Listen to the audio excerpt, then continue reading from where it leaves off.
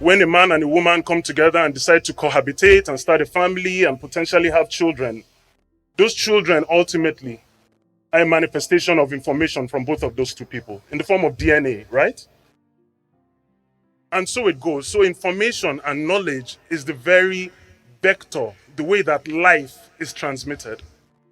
And that is what you've sought to acquire today as students. It is incredibly powerful. It is indestructible. And it's also, I think, the deficit of it is the reason why in many cases, like our society, you will find great deficits. So you will find a man will sit on fertile land and say he is hungry.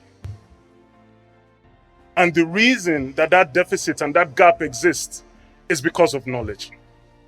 And this is what you've sought to acquire as students of Miva University enrolling today.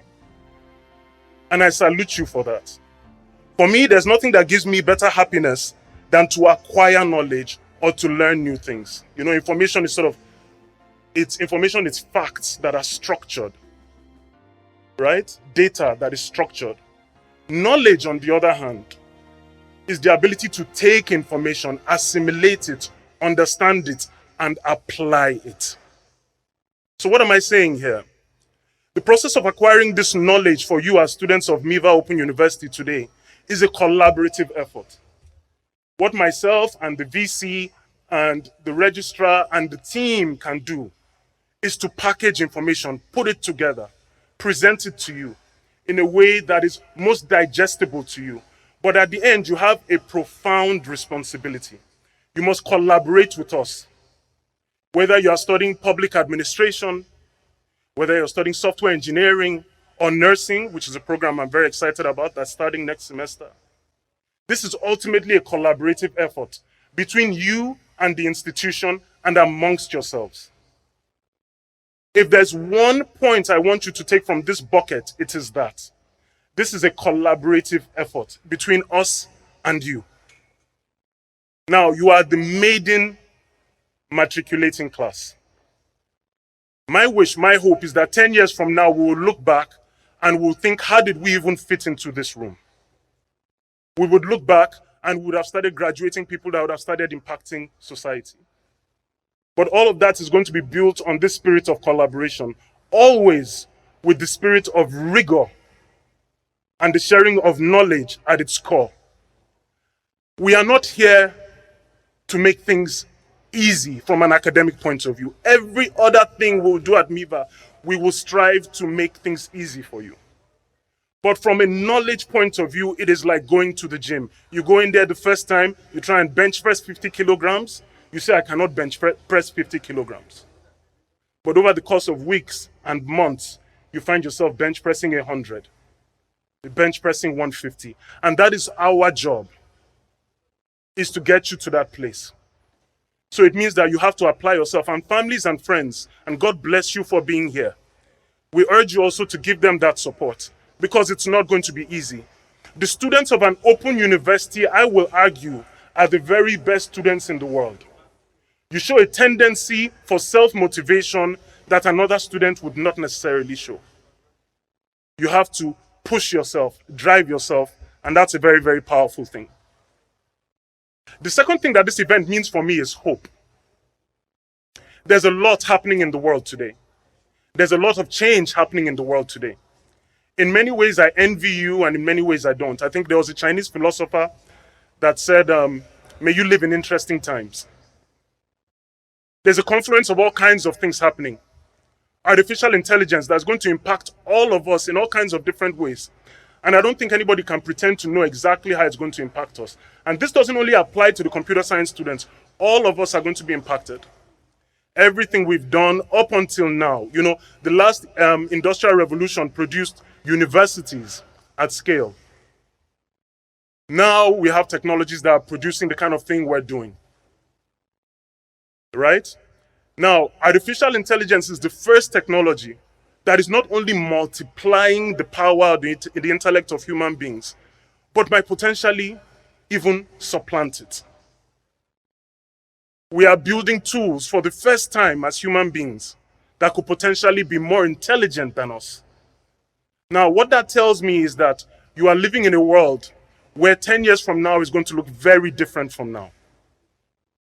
And so it is our job here at Miva Open University to prepare you for that future. And that is what we're trying to do. So at least, even if that is not complex enough, there are other things going on in the world that we need to prepare you for. The entire global order of the world is changing. When I was born, we were concerned primarily with, great state competition between the USSR, as Russia was then called, and the United States. And today, the world order is changing, right? You can sense it, you can feel it. And that comes with a sense of uncertainty. The entire world order is changing.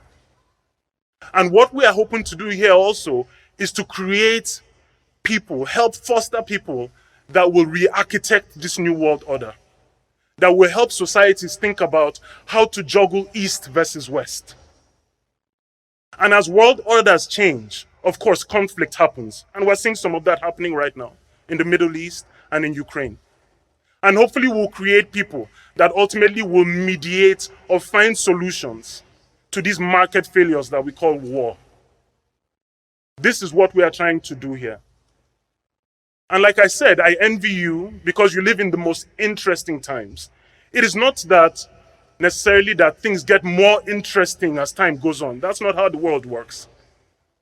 The world goes through ebbs and flows. And I don't think I have seen such a confluence of change and uncertainty as we are now. But here's the thing about uncertainty, I will tell you, from my own experience, it creates incredible opportunity.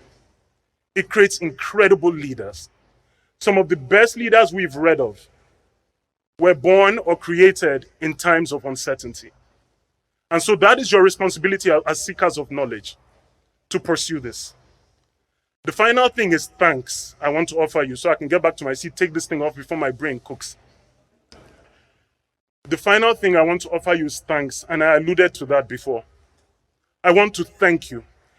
It is an incredible leap of faith for you to join a new institution and to say, help me be a better person. It's not something I take for granted. I've done a number of things before. It's one thing to sell advertising to companies, to telecom companies. It's another thing to deliver a phone or a fridge to somebody's house. But I think the gravity of what we're doing here is the heaviest thing I've ever done in my life, where somebody comes and says, here, I submit myself to this institution, mold me, shape me into a better person. And for that, Miva Open University students, I thank you, I applaud you, you should applaud yourselves also.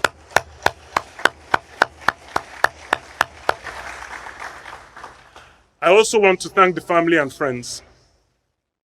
Just as a derivative of this faith that they've put in us, you also have put faith in us. We take this responsibility with heaviness. We are sober about it. We will not fail you. We will give you not the best Open University experience over the course of your time with us. We will give you the best university experience. Like I said, it won't be easy on them. That is not our job. Our job is to make you better than when you came in. Isn't that right? So thank you, family and friends. And then, of course, to the Board of Trustees, I really do thank you. Every WhatsApp message that I've sent to you, every call I've made to you, I think ends with a thank you. I can't express my gratitude enough.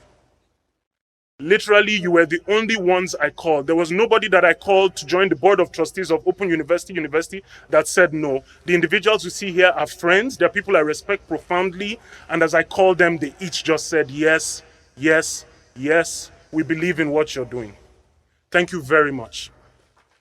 And lastly, and certainly by no way the least at all, to the leadership of the NUC, for your vision, for your rigor. I know you have great expectations of us. Mr. Mayaki and his colleagues have put great expectations of us. We have no intentions of failing them. They're very rigorous with us, hold us to very high standards, and we accept that. Thank you very, very much for your faith in us.